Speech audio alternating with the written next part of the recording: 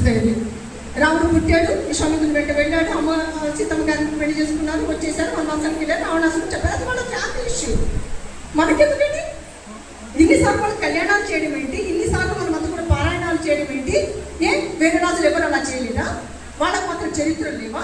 రఘు మహారాజు ఎందుకు చదువుకుంటే దిలీపునే కొద్ది చదువుతాం. ఇతరుది మాత్రం గ్రంథాలండి. ఇక్కడే కాదు, కంబోడియా దేశం ఉందండి. ఆ దేశంలో రామాయణము జాతీయ గ్రంథం అట. జాతీయ గ్రంథం. అబ్బా నాకు ఒక్క క్షణం అలా మాకెప్పుడు అవుతుందండి జాతీయ గ్రంథం? ఎప్పుడు కావాలి?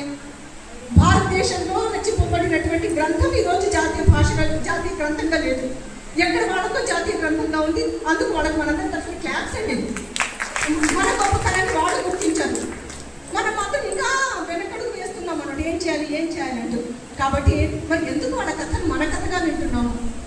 మొన్న ఈ మధ్య శ్రీరామనవమి రోజు వాళ్ళ కళ్యాణం చేసే కదండి, మనం అంతా చూడడానికి వెళ్ళి ఉంటాం.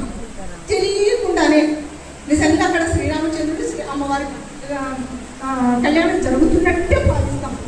తెలియకుండా ఆనందాసురుడు అది అమ్మవారు చేశారు, అమ్మగారిని అలంకరించారు, అయ్యవారు చేశారు, అయ్యగారు సిద్ధపడుతున్నారు, అమ్మగారు సిద్ధపడుతున్నారు. అయ్యో బాబోయ్, మన ఆత్మలో ఎంతగా లీనమైపోతుందండి.